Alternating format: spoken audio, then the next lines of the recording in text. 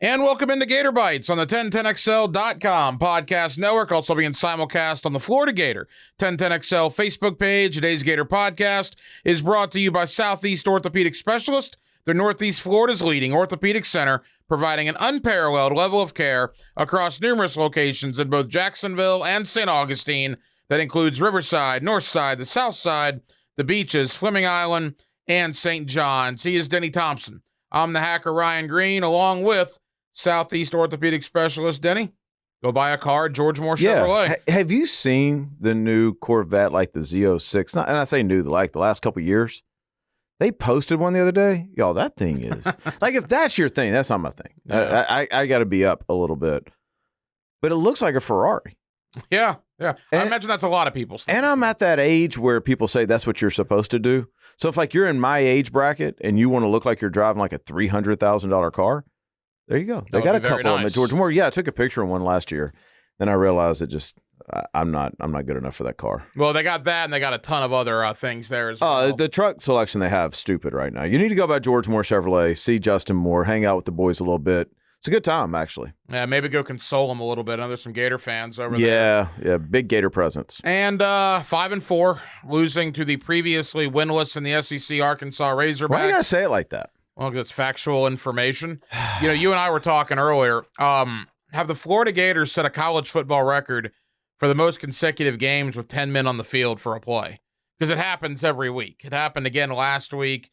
It's a comedy of errors at this point. Although football is a funny game, Danny, if Trey Smack makes that kick, it's a different conversation. Unfortunately, he didn't, and the Gators are 5-4. We could normally our podcast is what, 20, 25, 30 minutes sometimes, something like that, Graham? Around there, yeah, around there. We could literally do 25 minutes on that play. The fire drill at the end. And this is back-to-back weeks where we could pick a play and do 20 minutes. The week before, it was between the legs, snap, fourth and goal. Yeah. Right? That's not supposed to happen. But the kick, forget the kick, because what would we be saying right now today if the officials would have handled that the way they were supposed to? And had a 10-second runoff and the game was over. Not even that. Not even that. Once you substitute, that official stands his butt over the ball, and until you get done with your substitution, they get a chance to substitute, which would have ran the clock out. What would we be saying today if that game would have ended that way? It would have been so much worse than it is right now. And so I think the hard part as Gator fans look at this is they say, why don't we just hire a special teams coordinator? Well, they will. At this point, you have to. You can't do it now. There's 3 games still. I understand, but it's such a simple fix. Yeah. It's such a simple fix. It don't have to be a great one. It just has to be a dude that on the sideline goes, hey, hold on. Come on. Like, that's all right now. Or if you're wearing the same number, don't go out there. 1, 2, 3, 4, 5, 6, 7, 8, 9, 10. We need one more. We need somebody that can count to 11. Right. Like, that's all we need right now. And so I think it's a weird thing because I've been thinking about this a lot this week. I think Billy Napier is an excellent football coach, like a really good football mind football coach. I think he needs to lean into the CEO role. Like that's where he needs the help. I think he's such a good football coach and he's such a smart, organized guy that he can't imagine somebody else doing this better than he does it because he does do it at that high level. He's just doing too much. I mean, the fact is he's 11-11. In 22 games. Look, he's not going to get fired at the end of this year, nor do I believe he should. I told you a couple of weeks ago he had a year from the Georgia game. So around Halloween of 2024, if they get boat raced in the Georgia game in 2024, then I think you can start talking about what's going on. But I'm not even mentioning anything other than that until the Georgia game next year. Well, unfortunately, for guys like you and I, who I would say he's got all next year, all 2024 with me, and because I want to see at the end of the season, does he have a top 5 recruiting class again? Maybe we give him another year. Yeah. You know what I mean? I got a thought on that. Yeah. But for guys like you and I who have a little bit of patience with Billy Napier, unfortunately, these next 3 games, if he gets just boat raced, I don't even know how you're gonna be able to be an effective recruiter. Well, that's the part that scares me. Now I know you're not as much in the recruiting game as you once were. You used to be immersed in it, right? So did I when I was covering it for Gridiron. I've kind of gotten out of that realm a little bit, but you still hear rumblings here and there. Rumblings are starting about that 24 class. Mm-hmm. some of their guys are beginning to look around a little bit. Now, they haven't had any defections, and it's about survival at this point. The first signing day is 5 weeks away, 6 weeks away. I mean, we're getting right down to it. But my concern is, and my concern has been really since the season started, keeping that class intact. And if you lose to LSU, you lose to Missouri, and you lose to Florida State, and you finish 5-7, if you start losing pieces of that class, it could crumble very quickly. Yeah, and I think that's the beauty of this whole coaching thing is one action begets another until you just run out, right? And I think he needed that Arkansas game. I think he needed to win some of these games that he's lost in ways that he shouldn't have lost, because you do have this 3-game stretch at the end, and you have put yourself in a situation where there are rumblings. And not because they don't like you or like your program or believe in what you're doing and believe in your program, but because they don't believe you're going to be there. Mm-hmm.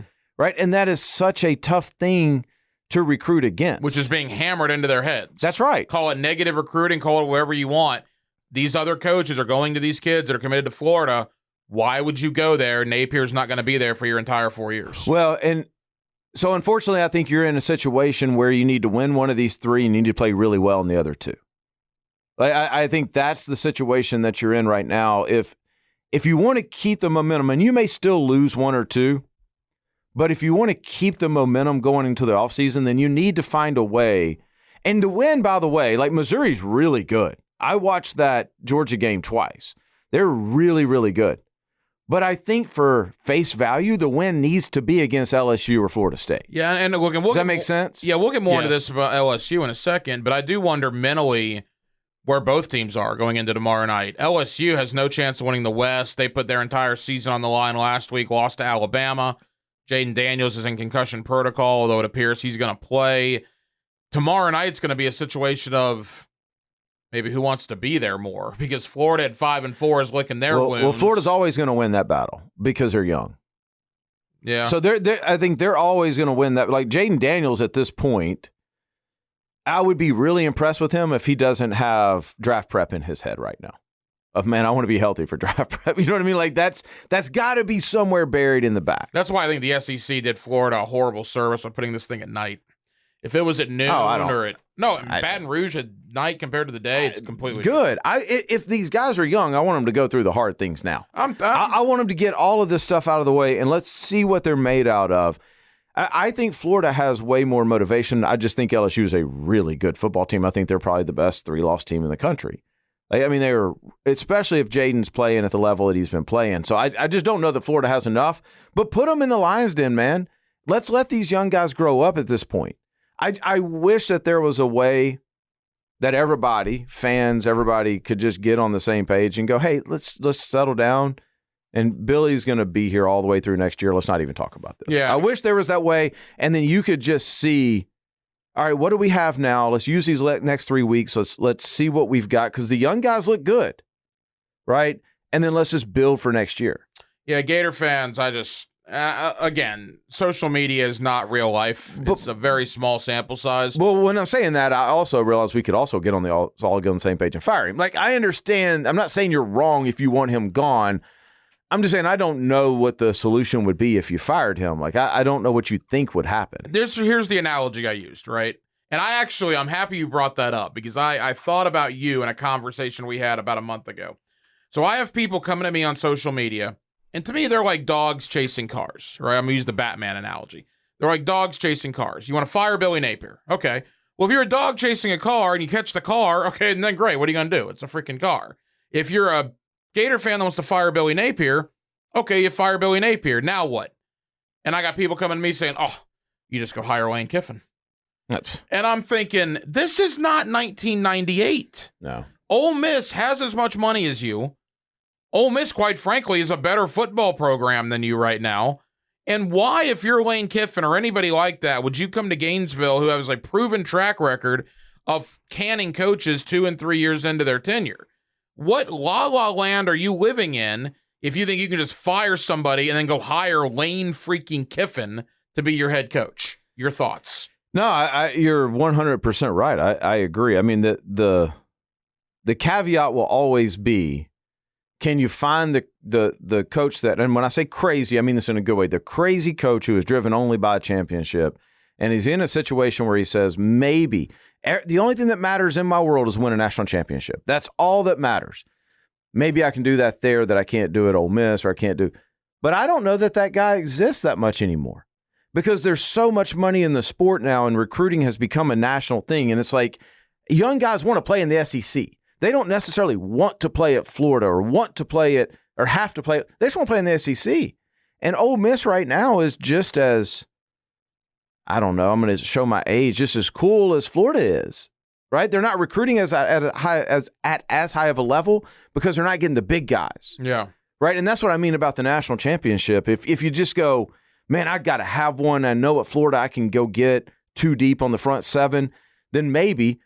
But Lane's making what, $7 million a year? Right.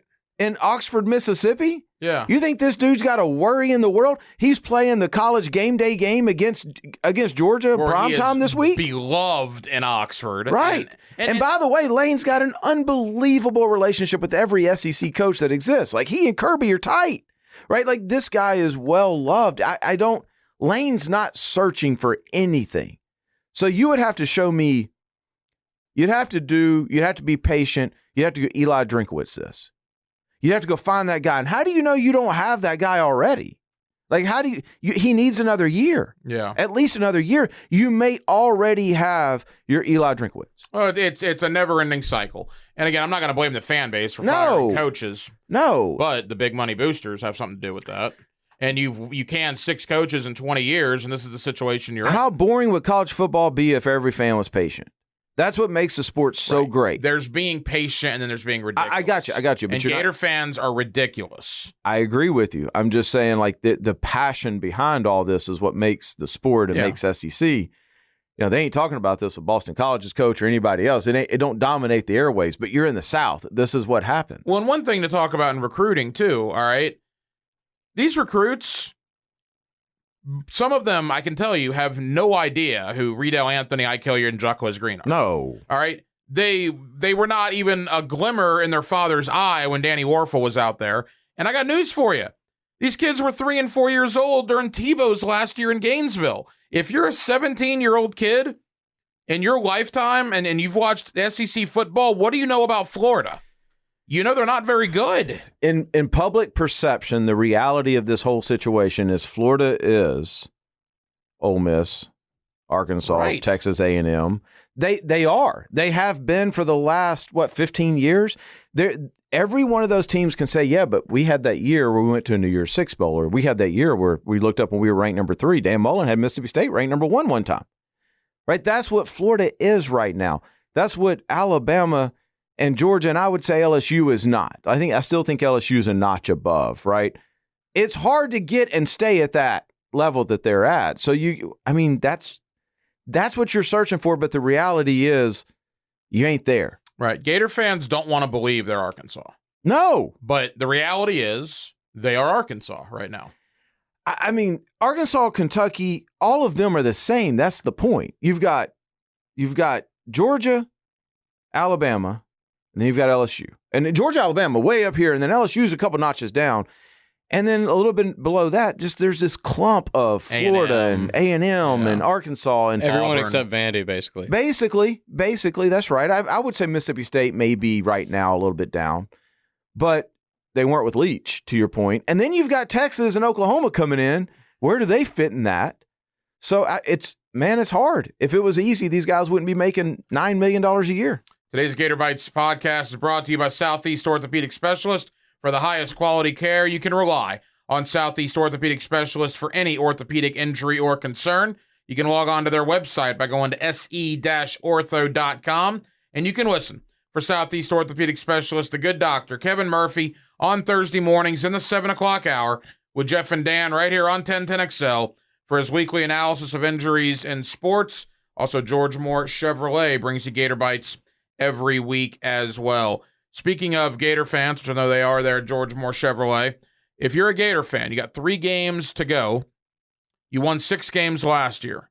Means you need to win at least 1 to equal what you did last year. You go 0-3, you're worse off this year than you were last year. That'll be a tough sell in the offseason. can they get bowl eligible? Can they find a way to win in Baton Rouge, in Columbia, Missouri, or absolutely ruin Florida State's season? Because to me, Denny, their season, Florida's, is about two things now. Getting bowl eligible, but maybe even more so is the opportunity to ruin Florida State's season. Yeah, no, I think you're right. I think the bowl eligible part is really big because you're so young, you need that extra practice. Like if you don't make a bowl, you are forfeiting an extra 2 weeks of practice and another game where you get to evaluate young guys. And you believe that is a big deal? I think it's a huge deal. Yeah. Huge deal, because I know the way these college guys approach that, and it's a jump on spring almost in a lot of ways. The other thing you have to do is you have to make the decision in these next two of what you're going to do in the portal everywhere, right? Or these next three. And then that bowl week as well. You guys go with staying with the quarterback? I am. I mean, you guys good if Graham runs out there next year? Well, with a sprinkling of Lagway, sure. I mean, you're going to see DJ Lagway some next year. I don't think there's any doubt about that. Why? Why don't you think there's a doubt? He's a freshman. Right, but you don't think DJ Lagway is going to see the field at all next year? Graham Mertz is not. I mean, I don't know. This guy ain't even gotten on campus. Well, a lot of people. Who do you want as your starting quarterback? No, next I'm year? not saying starting quarterback. No. Are you good with Graham Mertz as your starting quarterback next year? Simple question. Right now, as we stand. Can I get Michael Pratt? No. Okay, well then, I mean, why would Michael Pratt come to Florida right now? Well, that's the thing. I mean, who's available in the? That's a hard question. Did Michael Pratt just get a Senior Bowl invite? Did he? I think so. Well, yeah, because I guess juniors can play in that now. That's a hard question to answer. Do I want Graham Mertz? Because I don't know who's going to enter the portal. Assuming a Drake May-esque player doesn't enter the portal, and I would be okay with Graham Mertz. I wouldn't be over the top about it, but I wouldn't. Well, the reason I'm saying that is you got to figure that out in these next couple games if you're the Florida staff. Well, if you're a guy in the portal, do you want to come to Florida with Mertz and Lagway there? I mean, isn't there competition there? We're going to do this with Lagway? No. Let's get this now. Like, are we? Is Lagway that guy? Here's what I'm saying. If you have a 5-star all-world quarterback that you've built your entire recruiting class around, I'm not saying he's going to come in and start in September, but DJ Lagway is going to see the field next year. Maybe it's a couple of Wildcat plays. Maybe it's, a series here, a series there. But Lagway's in the conversation with Mertz next year, particularly if he arrives in January, which he's supposed to, and he has the entire spring to compete in practice. Whew. You disagree? No, I mean, I could definitely see the Wildcat thing. It's a hard game, man. That is a hard jump from high school. I think I would take the 5th-year guy in that scenario. And maybe are you talking like a Leak Tebow type situation? Maybe something like that. And you're good with Graham Mertz being the Leak? And then eventually if Florida falls to... That team won a natty, by the way, but forget that for a second. No, Graham Mertz starts... It's more Felipe Franks, Emory Jones. Okay, there you go. Graham Mertz starts 8 games next year. They're 4-4 if they lose to Georgia. Wait, why does he only start 8 games? Because I'm saying at 4-4 with Mertz leaving after his final year of eligibility, at that point you might see what you got with Lagway. Play him in 3 or 4 games so you could potentially keep the red shirt. I just can't imagine Lagway doesn't see the field. Number one, if Lagway is even close to what you think he is, he doesn't need the red shirt. No, the red shirt's irrelevant. Yeah, okay, that's fair. Right. Wow. I haven't thought about it, but I just, it's hard, man. It is really hard to go from high school and play meaningful, significant snaps as a freshman if you get a guy that can do that. And there's a couple every year that can do it. We saw the kid at Virginia last night. True freshman out there running things. And I think like the Luke Kromenhawk kid that's going to Florida State has a chance. I don't think he will be the guy, but I think he has a chance. Let me put it like this. Max Brown's the backup at Florida. We've literally seen him 0.5% of the offensive snaps this year, just when Mertz had to come out with a helmet flying off or something, or in garbage time. I think you'll see Lagway more than you've seen Max Brown this year. For the record, for the record, I'm fine with Graham Mertz being the guy. My only point in this was you need that bowl practice and you need these 3 games to go well so that your team believes that too. So that these receivers in the transfer portal go, oh yeah, I want to come play with Graham Mertz. And I know that's a stretch, but it's not. Guys, like if you're Billy Napier and you can go, look, our guy completed X percentage of his passes and we're losing this production and this production, then you can go out and get something to help you in the portal, right? And does Graham Mertz that guy? And I actually think he may be as much as any other guy that would be willing to come to the University of Florida. So now you got to use these next couple of weeks getting these young guys ready to play next year. I was going to say, I think a lot of portal guys, as a fan, you think that they see an offense that hasn't been very good, and they're like, hell no, I'd never play there. They're seeing I can be on the field and be that guy for that team. There's different levels. Thing last year. There's different levels. Yeah, there's different levels of portal guys. 12 months ago, we would say the same thing, and they didn't care. I agree. But John Coleman goes to Florida State. But don't you think that the emergence of the young guys that they already have there is going to help that this year? I think Eugene Wilson will help. Yeah, I think going into this offseason and going into last offseason, I thought it was like Ricky and nobody else. And now all of a sudden it's like, well, wait, they got a couple young guys. There's some help on the way. And the fear was, will this offense be the biggest disaster in college football without Anthony Richardson? I feel much better heading into the next offseason than I did heading into this offseason, regardless of what happens these next 3 weeks. Well, portal on offense is where the money is. People get excited, and that's the sex appeal of the transfer portal. They need to go get some guys on defense. Oh, no doubt. The defense is terrible. No doubt. Did you have Hack saying sex appeal in today's? Well, yeah, it is. That's the sexiness of the portal. Is the quarterback and the wide receiver. Go get me a defensive tackle. Go get me a safety, a linebacker, because the Gator defense can't stop you or me right now. This is my annual reminder to fans, by the way, of don't get all mad when your guys start hitting the portal. Don't get all upset about that. No. All that means is that you have roster spots, that you can go and improve a team that won 5 or 6 But games. I'll tell you what I will be mad about and what Gator fans should be mad about, all right? Now, I'm not saying you have to be as good as him because Mike Norvell is the king of the portal. He is the absolute king. But if he dominates the portal again and boat races Billy in the portal again, then I think there's some fair criticism. But why there. wouldn't he? In what world is Mike Norvell not going to dominate just about anybody in the portal? Because he can sit there now with a track record and go, you're the dude. If you come to Florida State, you're going to go first round. Well, then how do you ever change that? You got to start winning football games. That's the bottom line. It's you got to start to develop that same exact thing with your portal guys. But I would think right now, if you're going head to head with Mike Norvell in the portal for somebody he really wants, that's going to be a tough win.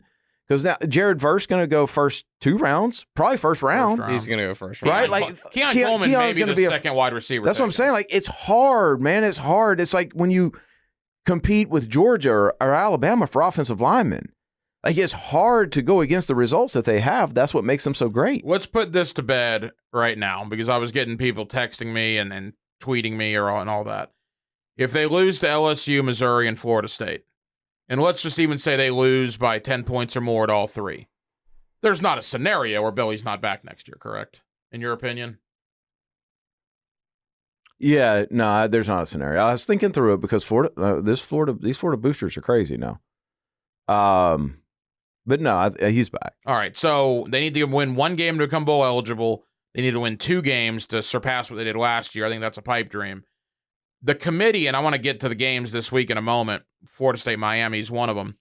The committee has told us with their rankings that Florida State cannot lose a game. The fact that they've been 4th the last 2 weeks, I think they have a better resume than Michigan. You could argue they have a better resume than Georgia, and yet they're ranked behind both of those in 4th. So if you're the Gators and you're trying to get excited, and you're the fan base trying to get excited, LSU, whatever, Missouri, whatever, to me it's Florida State. You have a chance to completely ruin your rival's season. And I think that's a very scary thought for the Noles coming into Gainesville. They're clearly the better team, but if I'm Florida, that's my entire focus. Bowl eligible, but maybe even more so than that, is ruining FSU's season. Let me ask you this, though. Here's the thing about that game is, what makes that a winnable game? The swamp. Yeah, that's the only thing. If that game's in Doak Campbell, Florida State might win by 30. If you don't win one of these next 2 games, y'all, that game could be at noon. And it might be a Florida State home game. Be a lot of Nole fans. That's what I'm saying. Like, you almost need to win one of these 2 games to put that game at a decent time. And if it's a night game, like, your chances go up even more. The Florida State aspect of it, though, but you're right. It could very easily be Florida noon on ESPN. In hindsight, Florida should have done the Friday night thing. The way Florida State did last year. Oh, I hated that. I thought it was amazing. Oh, I liked it, too. I thought that game would have been played at 10 a.m., bro. Like, that game would have been nothing. if it had been on Saturday. I liked it being Friday It was night, too. one of the most exciting games of the weekend. I was very anti it until the game was played, and then I liked it. Same. And I sat there, I'm like, man, I could get into this. And that Seeing place Ant was before buzzing. the game, like run in front of the crowd, I was like, this is electric. I bet you if you could go back now and ask them, they'd move it to Friday night. Oh, yeah, for sure. But you're totally right. If that game was at noon, yeah, that would have been nearly as cool. I agree with that. I don't think they were given the option. That was an ACC thing. Because Florida. Oh, see, I thought it was okay. I don't know. I don't think the SEC. I think you're right. You probably are right. But my only point is like you got to win one of these next two games, or that game's going to be at noon, and the Swamp's not going to be the Swamp. I know it's Florida State, but it's still the weekend after Thanksgiving. People have to come back.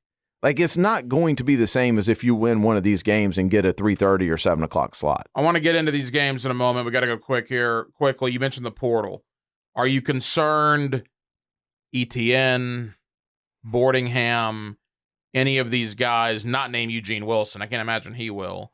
Particularly ETN, because they just don't use him for some reason. That he might say, the heck with this, I'm out of here. Yeah, ETN's the only one. I don't know. I have no other reason than exactly what you're saying is I just sit there and watch these games and go, why is ETN not touching the ball more? Which means ETN's going home going, why am I not touching the ball more? Right? So, I think he would be a risk. I don't know that, but I would think so. And that would be a blow. Yeah. I mean, look at that Arkansas game, man. They had that one drive at the end where they had to go score. They gave him the ball twice, and they were 80 yards later in the end zone. I don't – it's baffling. It's been baffling since the beginning. No disrespect to Montreal Johnson, but the first play of that drive, that two-play drive where ETN had both big plays, ETN made a guy miss in the first 5-6 yards, like scooted right past him. Montreal Johnson gets tackled there. Montreal Johnson is a very good football player. Would start on 90% of college football teams. ETN is an elite player. Yes. And the worry I have is that Montreal Johnson will go to the draft, and ETN will still say, I'm out of here, and then you lose both of them. So, I mean, listen, at this point, if your culture is allowing you to lose your best player, you got other problems. Agreed. Southeast Orthopedic Specialist brings you Gator Bytes. They're Northeast Florida's leading orthopedic center, providing an unparalleled level of care across numerous locations in both Jacksonville and St. Augustine. That includes Riverside, Northside, the South Side, the beaches, Fleming Island, and St. John's. Also the good folks at George Moore Chevrolet. Yeah, it's traveling time, so you may want to get in there, get some service done, get the oil changed. Like that light's on, don't mess around with that. Don't travel with the family and all that stuff. Go in there, get an oil change. Service department is spotless at George Moore Chevrolet. Go in there and see my boys. It's a good week for that. It's a good week also in the SEC. This might be the last week we have. We have 7 games. That means all 14 teams are going at it on Saturday, which will be good. Let's start with and then we'll work our way up. Vanderbilt, South Carolina. I guess South Carolina trying to stay bowl eligible. Luster's off a beamer, but Vandy's terrible. They've lost 8 games in a row.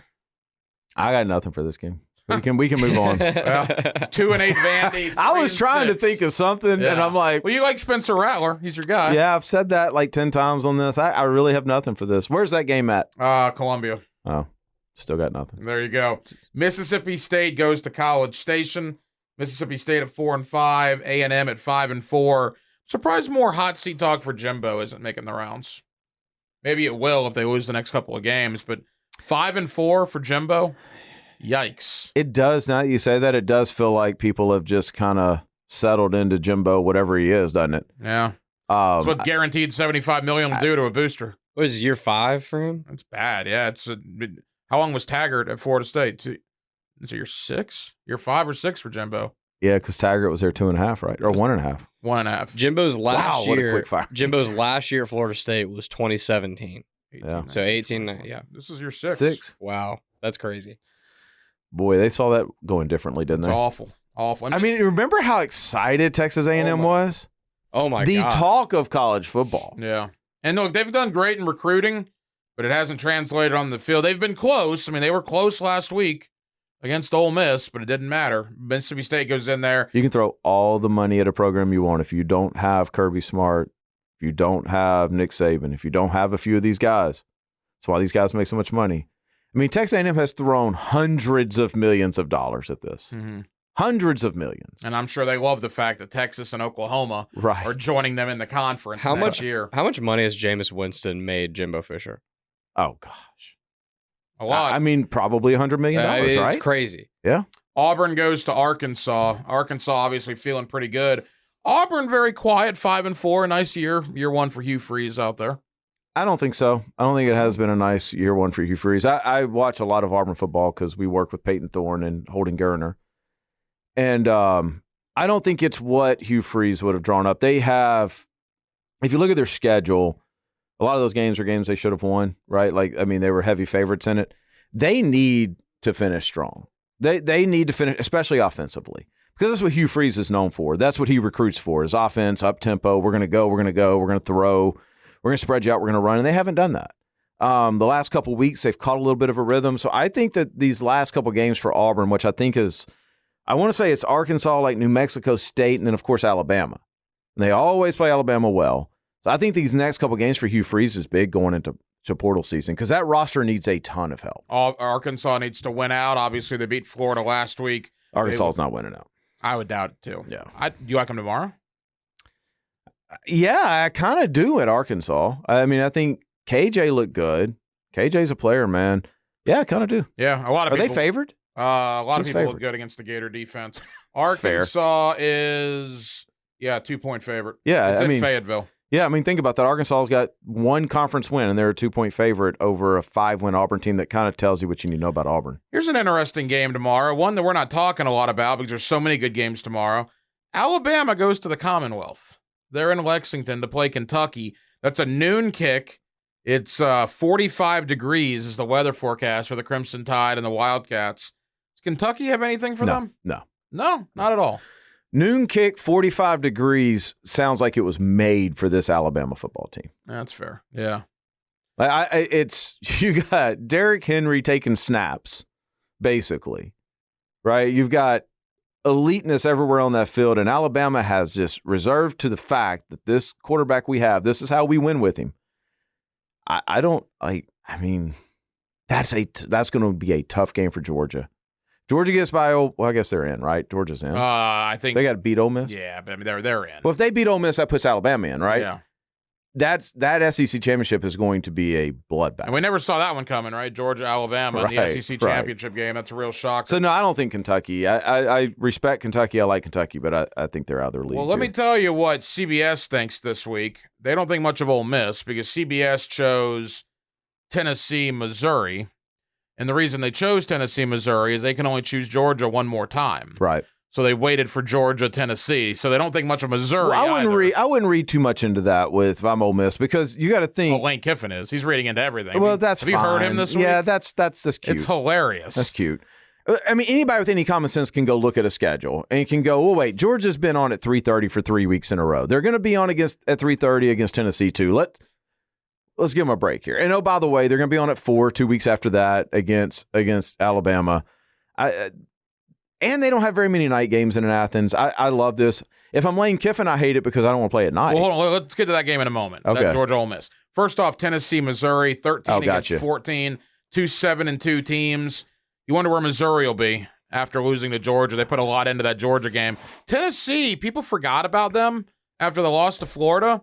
Give Heupel credit. I mean, 7-2 in the top 15 again. Another good year in Knoxville. I want Tennessee to win because I'm going to Knoxville next week, which, by the way, will affect this. We'll talk after. Yes. More on that to follow. So I want that Georgia-Tennessee game just to mean whatever it can mean. But Missouri's really good, y'all. Like, Missouri is that is about as well coached of a team as I've watched this year. They are really good. They got some good players. That running back's fun to watch. And to your point, Drinkowitz, it wasn't a long time ago that he was on the hot seat. Yeah. And now he looks pretty good. Really well respected around other coaches, too. Who's their receiver that's insane? Luther Burden. Yes, Luther Burden. Yeah. He's Great crazy. player. The running back they have, the Division II transfer running back, like he is so much fun to watch. He played well last week. He's fun to watch. They were right there with Georgia. They belonged on the field with him. I think Tennessee. Is that Tennessee? It's at Missouri. What's the line of that one? Tennessee is a 2-point favorite. Man, I'd have a hard time. I'd have a hard time betting against Missouri in that. And forget where their headspace is, because Missouri fan is 3:30. 3:30. Tennessee and Missouri, no. No, that place is going to be ready to go. That'll be the CBS game. 7 o'clock tomorrow night. This game will be on opposite Florida LSU. I'm sure Florida LSU will be the bonanza of the ratings for the SEC tomorrow night. Georgia goes to Ole Miss. The Dogs, an 11-point favorite. I've said this all week. Ole Miss may literally be the most quiet 8-1 team in the SEC I can ever remember. No one has talked about them at all. People seem to forget about them after the Alabama game. They've just kind of gone about their business, beating LSU, beating Texas A&M, beating anybody in front of them. And now Ole Miss on a national stage. And boy, Lane Kiffin is talking up that underdog thing. Did you hear him this week? We're going into their house. They're number 1 in the country. We're little old Ole Miss. Here's a great stat for you. And I had to look this up because I didn't believe it when I heard it. Georgia hasn't lost a home game since 2019, right? It's like 4 years. You know the last time Georgia lost a game in Sanford Stadium where kickoff was 7 o'clock or later? Mm-mm. You have to go back to 2009. Wow. They haven't lost a night game between the hedges, 7 o'clock or later, since 2009. I'm sure you saw this stat too, but I screenshotted it so I'd make sure I get it right here. So let me get to it. Maybe I didn't screenshot it. I thought I screenshotted it. The Kirby Smart record, here you go. So what does that say? 11-8 of 2020. Kirby Smart's record at Georgia was 48-14. 48-14, yeah. It's 90-15 now. Yeah. What? Well, yeah, they went undefeated. I mean, they haven't lost a game. The last regular season that game they lost was 2020 to Florida. I understand, but when you hear it like that, that's crazy. He went from 48-14 to 90-15. So he's 42-1 in the last 43 games. That's insane. That is insane. So Ole Miss, and I love Lane, but Lane can do all this little cute talk he wants to. At the end of the day, they're unaffected by it in Georgia. Kirby has got these guys locked in every single week, and you can get some close games, but they just don't lose. Let me ask you this. Why hasn't it mattered? I was under the assumption, and maybe it will in time, but Cristobal, Norvell, Napier, to an extent Heupel, to an extent Beamer, he's doing a good job on the trail. Now you got Texas and Oklahoma coming in. I was thinking Kirby wasn't going to be shooting fish in a barrel recruiting anymore.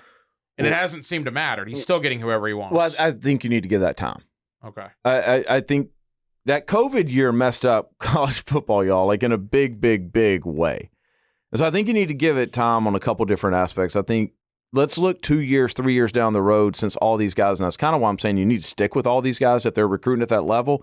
If they're actually winning battles against Kirby and Nick, who people haven't done in the past, you need to stick with them a little while. To Napier's credit, he has won a couple against Kirby. He has, and that's what I'm saying. Like, that starts to – it improves your team, but obviously it takes away from theirs, and that's been the part that just hasn't happened at Georgia. Yo, listen, Kirby is obsessed, man. Like, this guy – it's win, win, win. It is win. It is perfection all the freaking time. Will he ever get – you know him pretty well. Will he ever get burned out? It's hard to do that for years and years and years. It is. Right? It is hard to do it. I don't know. I think you get older. We're kind of the same age or close to it. I think as you get older, you start to find a little more balance. And maybe the things that bothered you and really sent your blood pressure up don't even affect you anymore.